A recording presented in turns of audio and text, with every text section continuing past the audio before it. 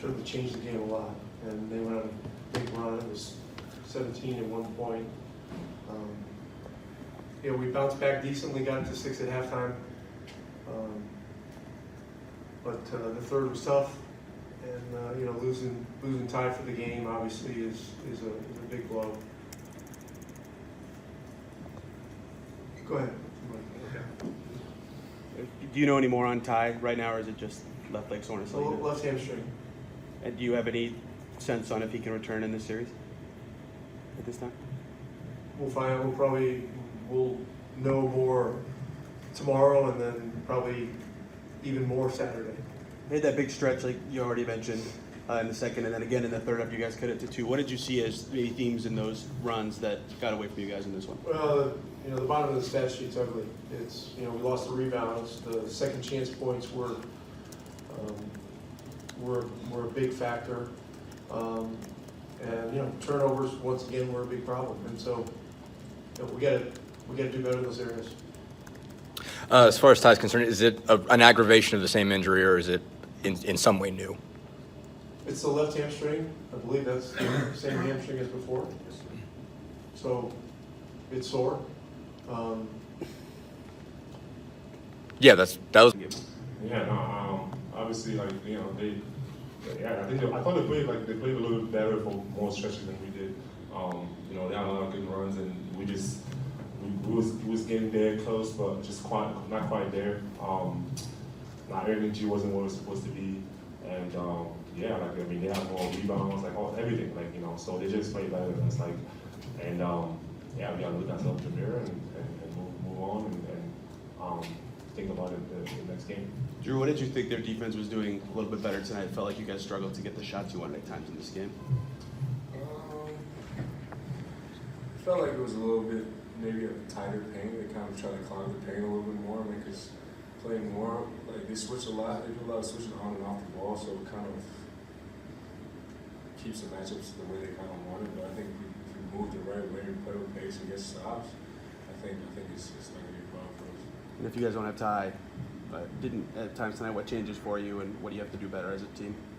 I think we just need to continuously play with pace and move the ball and get to other actions. I think we play well when we are kind of random and not just setting up certain kind of plays and certain kind of ball screens or certain kind of sets and stuff.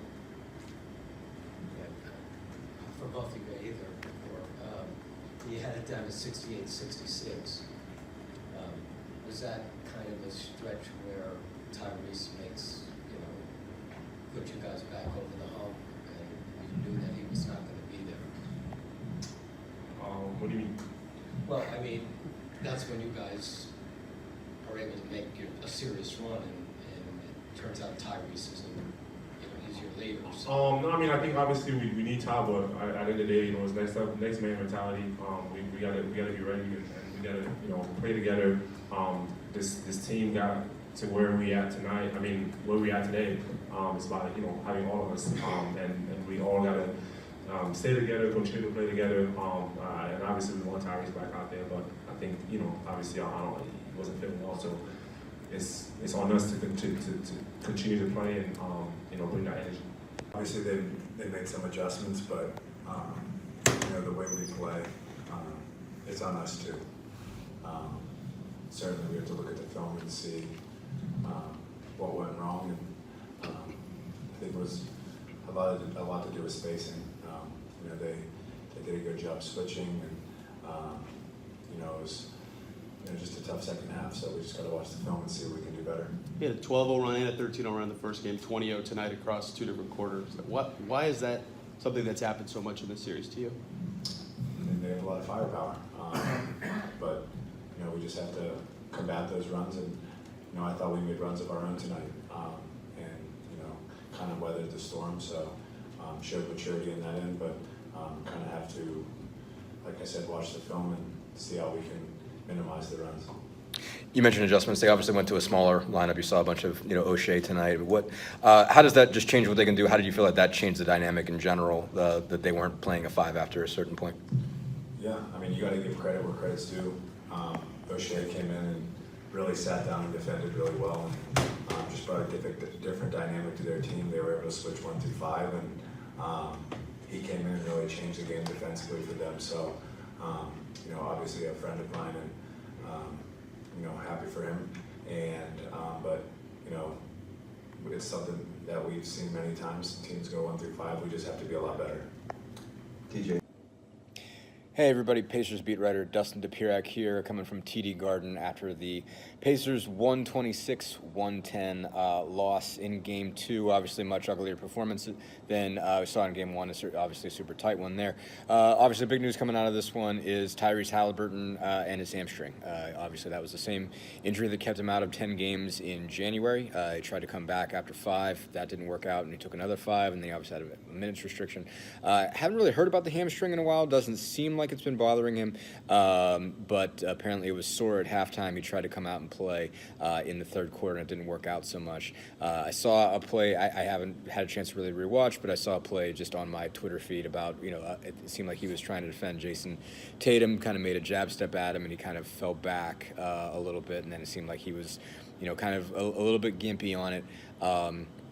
And so that obviously kept him out, and certainly once Haliburton was out, they just didn't seem to have a lot of juice left. Certainly they were already down going into the fourth quarter, and Rick Carlisle made a sort of interesting decision, certainly to play a lot of guys that he had not played. And he claims, you know, they weren't quitting, but some of the guys were tired, including Pascal Siakam, Aaron Nesmith, and obviously they weren't able to chip away at the deficit really at all. So once it got to about the last 5 minutes, they were still down 17-18, decided not to bring any of the starters back. Aaron Nesmith didn't play in the quarter at all. Miles Turner didn't play in the quarter at all. Obviously, Tyrese Haliburton didn't. Siakam played 2:35. Andrew Nembhard played 4:34. Was the last starter out. You know, even T.J. McConnell only played 2:35. So interesting choice there. Obviously, Jarris Walker, Kendall Brown, Jalen Smith, Doug McDermott played a whole 12 minutes. So some questionable stuff there, but obviously could look at this as saying, you know, he wouldn't go so far as to say this against it. He wasn't quitting, but said, you know, I wanted to look at some guys that hadn't had a chance to play. And as they go forward, obviously they might find themselves in a position where they have to shake things up. If Haliburton isn't available, they're gonna have to look and see where they can get production from other places, and possibly just take a different approach in terms of who plays and who doesn't going forward. Certainly they'll still need a lot of the same guys they did the last time he was out. We'll need production from Nembhard. We'll need production from McConnell. Might have to move Nembhard on the ball, have him play point guard again. So we'll see obviously what direction they go. Really obviously at the time they had Benedict Mathurin still available, and he's not around now at this point. But they obviously do have Pascal Siakam at this point, who was pretty terrific when he was good tonight at 28 points. Really managed to help them really pull out of a huge deficit in the second quarter, and they got back to at least striking distance. Where within 2 points at one time. Obviously the Celtics turned it on. Certainly though, you do see what the kind of the firepower Boston has. Jaylen Brown seemed pretty motivated by the fact that he was not on the All-NBA team. He had 40 points. Jason Tatum had 23, got a lot better in the second half. Derek White had 23. Jrue Holiday with 15 points on 6 of 7 shooting. So obviously those guys still really good, and the Pacers could be in a position to try to have to take them on without Tyrese Haliburton. They're All-NBA, 2-time All-Star point guard.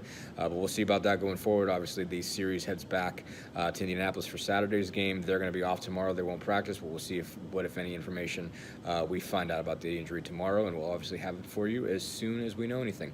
Thanks so much.